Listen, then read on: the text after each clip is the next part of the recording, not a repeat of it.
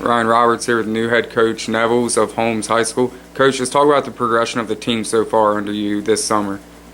Really, it's been a growing experience, not just for the kids, but for myself as well.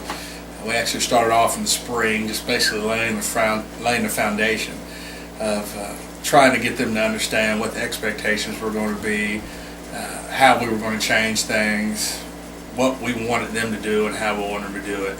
And for the most part, the kids really took to it. They did a great job. We started up at the beginning of June, and we went 3 weeks. And we were only on 3 days a week. I told them I really don't want to take up all your summer, but when we're here, we've got to get after it. And they've done great so far. Today's our second day back from the dead period. Yesterday we did a little offense and lifted, and they did a great job in the weight room. We're going to do similar today. We're going to get in the weight room again today, and then we're going to go out and do a little defense. And really, it's just a matter of them getting used to the tempo and the style that we're going to play.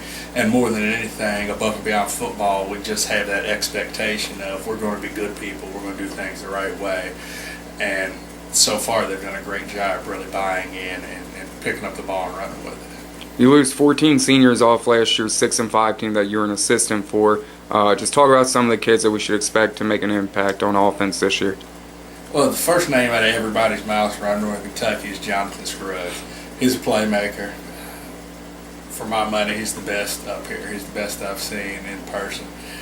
Good kid, hard worker in the weight room, and he can just flat out make plays. Everybody knows we're going to get him the ball as much as we can, but we also have several other kids that we've surrounded him with this year that they're unproven, and they're going to have an opportunity to make a name for themselves. And if they step up, I think a lot of people around Northern Kentucky will be surprised because they're going to be focusing on stopping John, but we have some other guys around him that can really make them pay.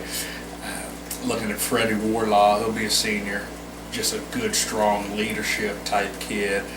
We think he can really help us out. We've got a transfer in named Michael Thomas. I'm interested to see what he can do. He passes a look test and he works really hard. We'll see what he can do once we get the pads on. And we have a little bit of a quarterback battle brewing right now between Freddie Vickers and Deshaun Brumfield. Freddie's going to be a junior, Deshaun's going to be a sophomore. Both of them are more athletic quarterbacks.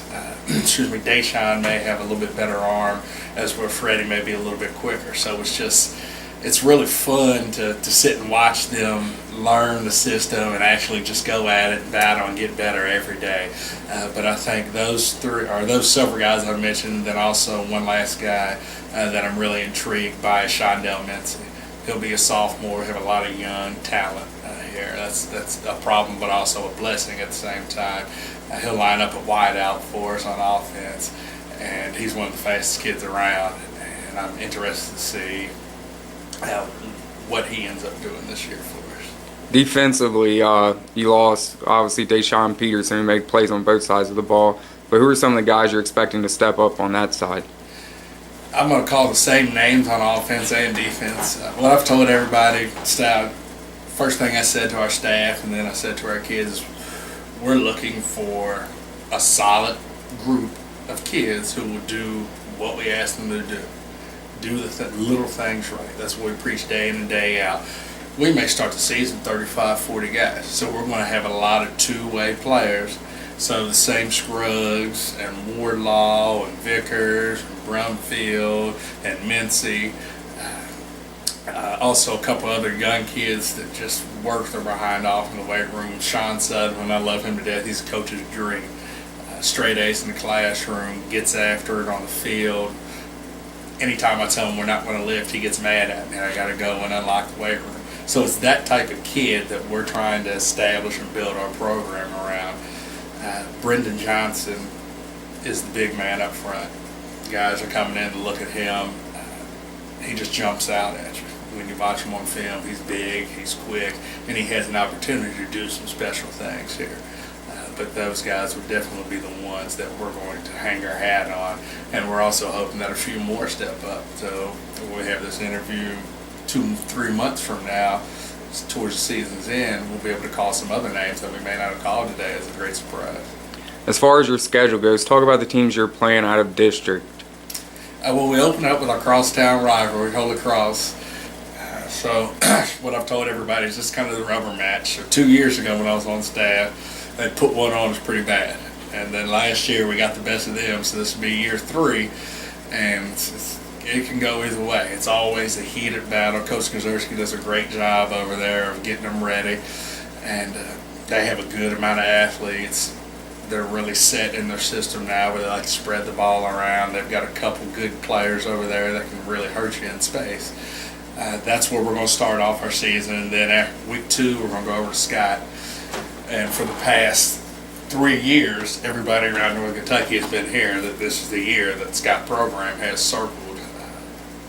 This is the program. I'm pretty sure this is the senior class that is freshman won the championship. So everybody's been looking forward to this class.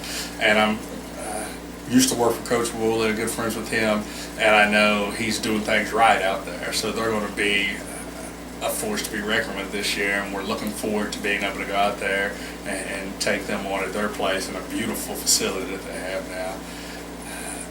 After that, we're going to go over to Lloyd, my old stomping grounds. They've got a new coach for Boone County over there as well. So we're kind of trying to figure out what to expect from them. I know in the past with Coach Stratton, they spread the ball around a little bit more. They had some more scat back, quicker type kids. So we're trying to decipher, determine whether or not they're going to stick with that, or if they're going to go more of a Boone County ball style offense. But that would definitely be a good game for us. And then week 4, we're going to bring in Walton for homecoming. They've kind of had a quiet storm out there brewing. I had the opportunity to watch them play a few times last year, and I walked away very impressed with what Coach Barth was doing out there. They've got some really good playmakers out there, and it's going to be a great challenge for us. Really looking forward to that game, and then we get Beechwood after that. And I got to watch Beechwood play several times last year, and everybody knows that they have used to be freshman class, and they're now sophomores.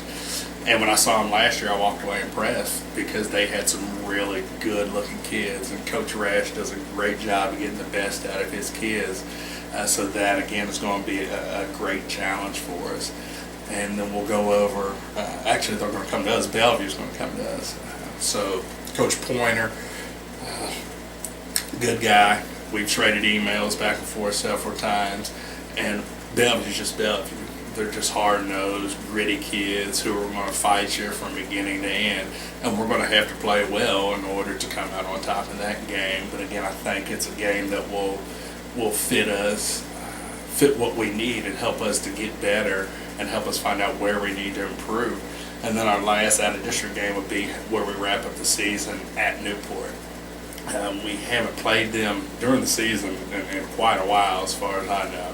But I think that'll be a fun game for us. A lot of our kids know each other. They go back and forth right across the bridge to Newport. So that'll be, I think, an exciting game for not only our kids, but also our program as a whole and our city to be able to just go right over there and play a game against a great up-and-coming team. Lastly, Coach, just talk about what you're expecting out of this year's team. I go into things with no expectations. That's kind of my mantra in life is I don't want to go in expecting something because then I'll either be let down or I'll be satisfied, and I don't want to be either. So I try to go in with no expectations, which actually I like to focus on just being open-minded. And we know what we want, but we're not going to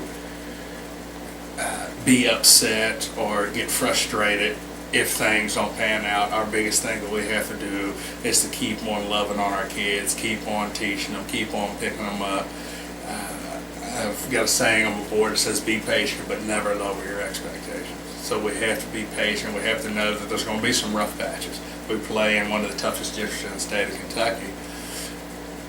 But if we keep on doing things the right way and keep on preaching and keep on teaching and keep on loving, then in the end we're going to be okay. As long as we get our kids to believe in what we are doing and get them to do the little things right. If they focus on the little things and they're good people and they do the right things off the field, on the field will take care of itself. Appreciate it, Coach. Good luck this season. Appreciate it.